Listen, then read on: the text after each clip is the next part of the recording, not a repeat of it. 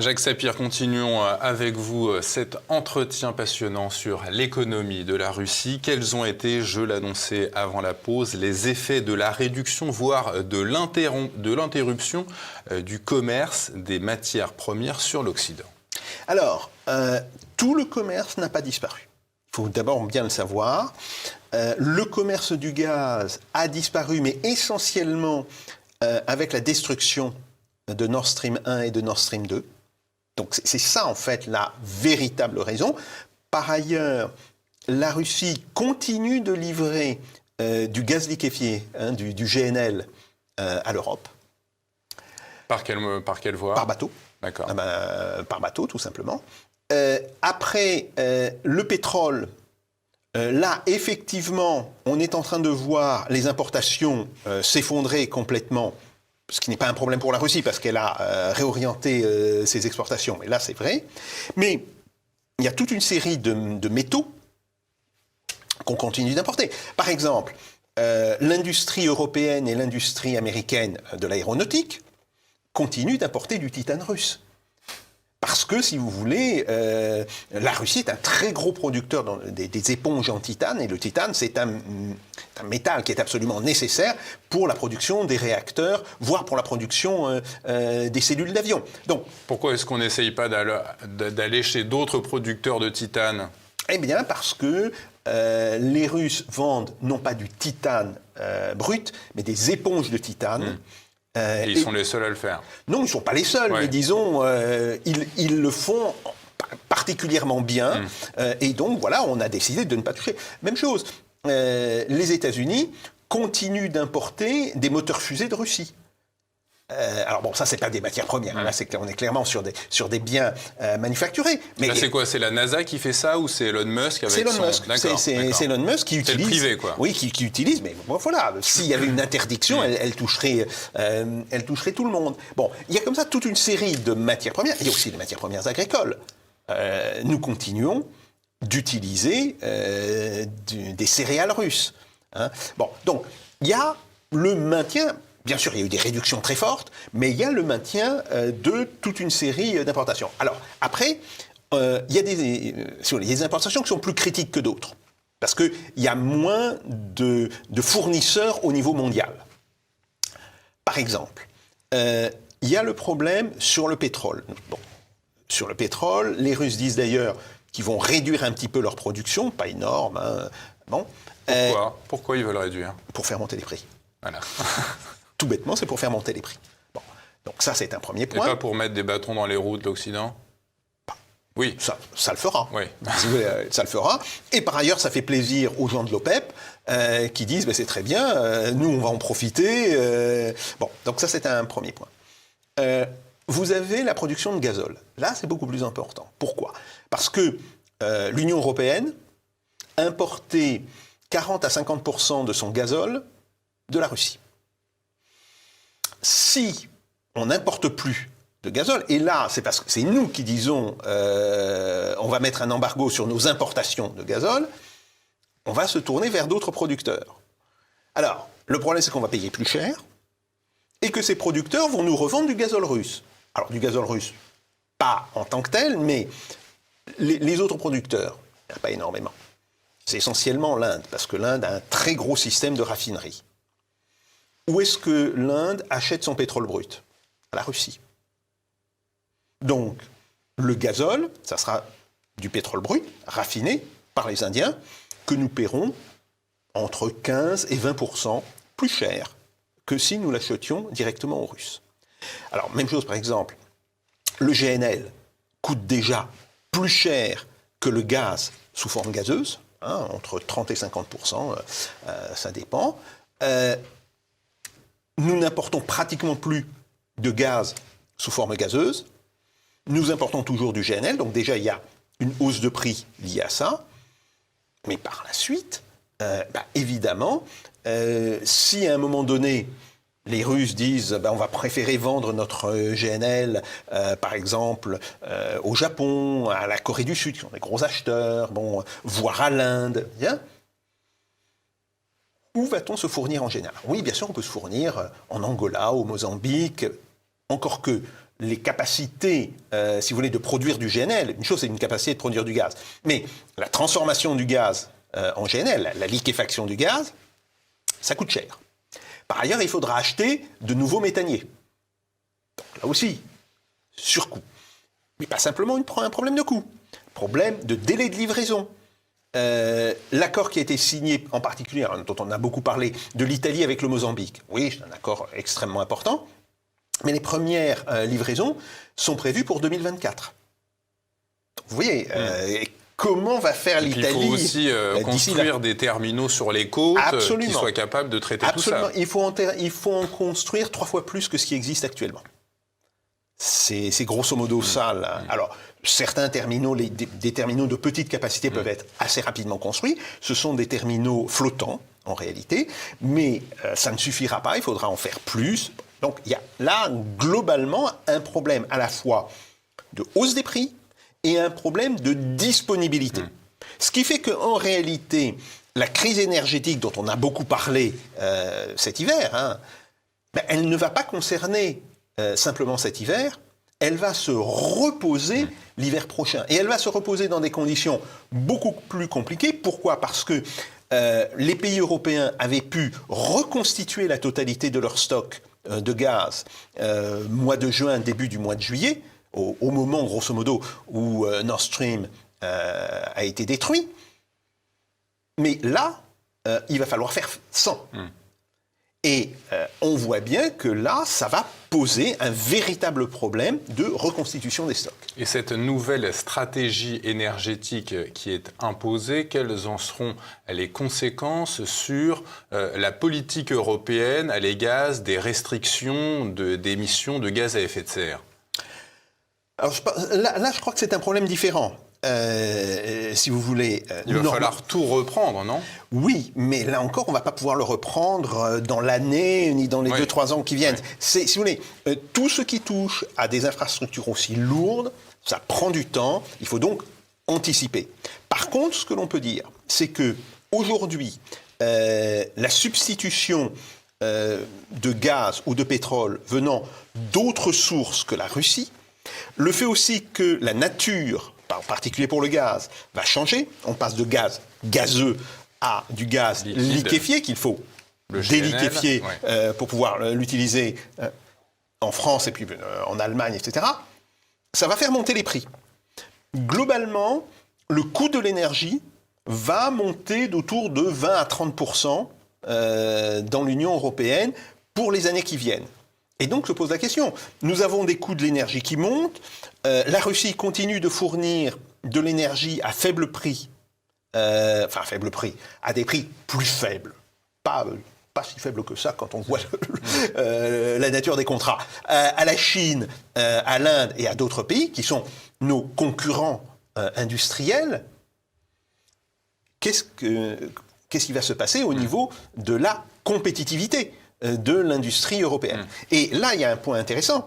Il faut regarder comment évoluent les exportations allemandes par rapport au reste du monde. Pas en Europe, mais par rapport au reste du monde. Et on voit là que depuis 5 mois, les exportations allemandes, qui sont plus chères, si vous voulez, sont en train de s'effondrer.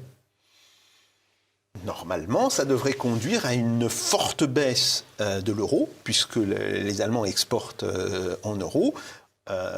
Pour l'instant, on ne le voit pas encore. C'est une des questions qui se posera, je pense, dans l'année ou d'ici l'année prochaine.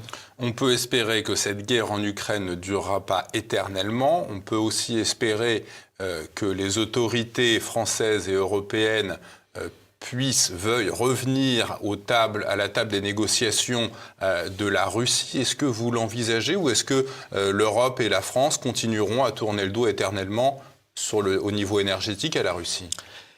Alors là, il faut faire attention sur le délai dans lequel on se projette. Bon, d'abord, la guerre va se terminer, il faut l'espérer, mais quand ? Est-ce que... Oui, on parle d'un pourrissement. Voilà. Est-ce que l'on aura, par exemple, un cessez-le-feu cet été, cet automne ? Est-ce que ça va durer encore 1 an ? Tout ça, ce sont des choses qui ne sont pas maîtrisées, que personne ne peut maîtriser. Ça, c'est un premier point. Deuxième point, une fois le cessez-le-feu, parce que je pense que tant qu'il n'y aura pas de cessez-le-feu, il est très difficile d'imaginer un changement dans les relations commerciales entre l'Union européenne et la Russie. Une fois le cessez-le-feu acté, alors là, il va se passer un véritable problème au sein de l'Union européenne. Vous avez des pays qui vont dire cessez-le-feu ou pas cessez-le-feu, il ne faut plus commercer avec la Russie, en particulier les Baltes, les Polonais, peut-être les Scandinaves, Suède, Finlande, etc. Tous les pays les plus proches de la Russie. Voilà. Et puis d'autres pays qui vont dire c'est un petit peu idiot. De toutes les manières, nous avons toujours un commerce résiduel les Allemands, qui existe. Bon. Alors là va se poser une véritable question. Mais il n'y a pas que les Allemands. Il y aura peut-être les acteurs du secteur privé de ces pays-là qui pousseront aussi leurs autorités publiques à changer de fusil d'épaule. Tout à fait. Et puis vous avez même en Europe centrale des pays qui pensent à peu près comme les Allemands. La Hongrie, l'Autriche et la Bulgarie. Et qui ont encore une industrie valable, contrairement à nous. Ou qui, tout simplement, pour la Bulgarie, elle n'a plus beaucoup d'industrie, mais qui se disent, mais de toutes les manières, pour retrouver des sources d'approvisionnement en énergie que nous soyons capables de payer, ça va être très difficile. En réalité, il n'y a que l'énergie en provenance de Russie qui soit compatible avec notre système des prix. Donc voilà, on aura peut-être l'émergence de 3 blocs. Un bloc, si vous voulez, crispé dans un non absolu au commerce avec la Russie, donc qui ira Finlande, Suède, pays baltes, Pologne. Des pays qui disent non, il faut d'une certaine manière rouvrir le commerce avec la Russie. Ça pourrait être l'Allemagne, la Hongrie, l'Autriche, la Bulgarie, etc.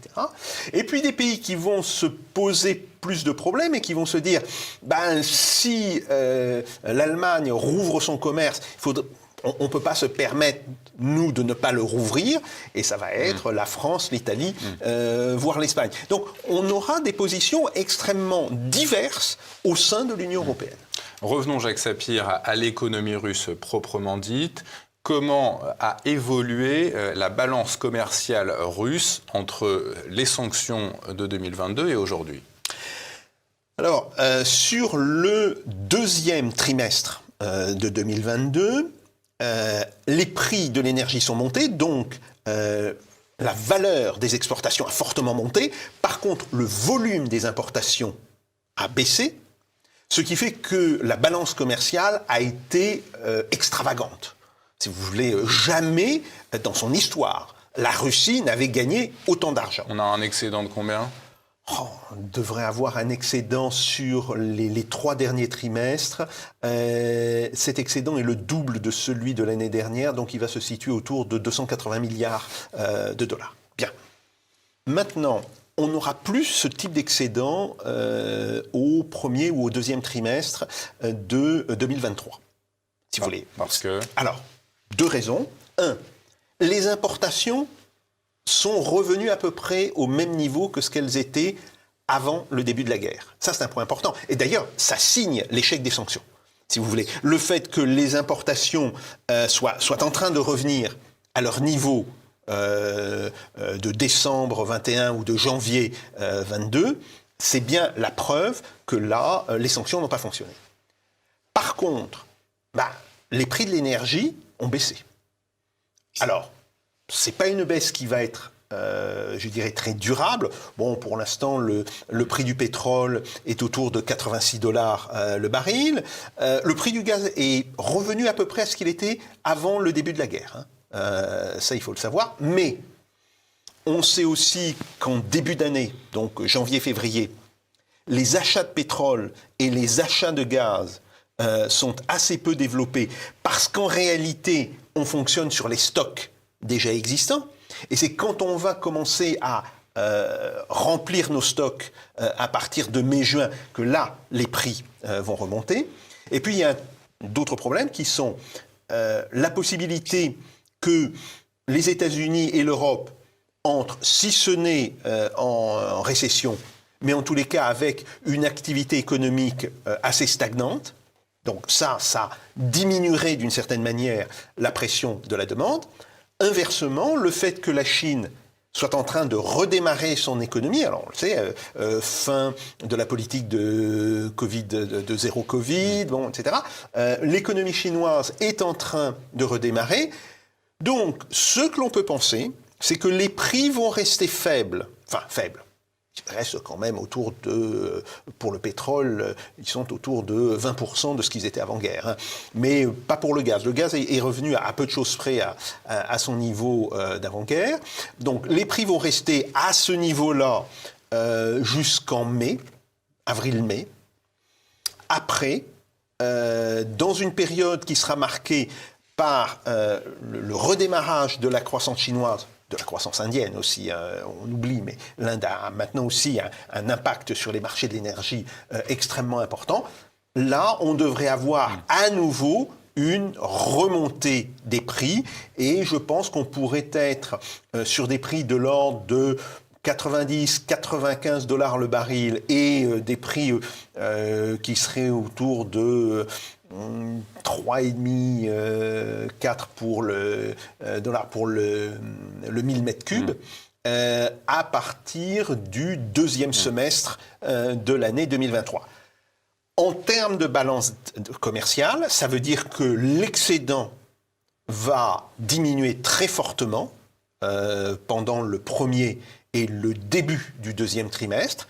Ça, c'est baisse des prix d'un côté, montée du volume des importations de l'autre, et puis va se stabiliser quand les prix de l'énergie vont repartir à la hausse, même si le volume des importations va, lui, continuer d'évoluer positivement.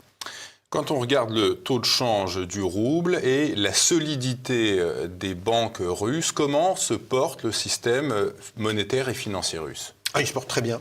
Il se porte très bien, mais c'est pas très significatif. Alors, il se porte très bien factuellement, si vous voulez. Les profits qui sont faits par les banques sont extrêmement élevés. Le rouble, alors qui avait monté, si vous voulez, le taux de change avait fortement monté, est en train de revenir progressivement à son niveau d'avant-guerre. Mais très progressivement, il est encore supérieur. Hein. Et après, ça dépend. Par exemple, si vous regardez le taux de change rouble-yuan, il est nettement plus élevé par rapport à ce qu'il était en février 2022 que le taux de change dollar-yuan ou le taux de change dollar-rouble ou le taux de change euro-rouble qui, eux, sont en train de revenir à peu de choses près à leur niveau de 2022. Bien. Pourquoi ce n'est pas très significatif ? Tout simplement parce que, les banques russes, c'est largement anecdotique. La banque qui fait 85% des dépôts des ménages, et même chose pour les entreprises, c'est une banque d'État, c'est la Sberbank.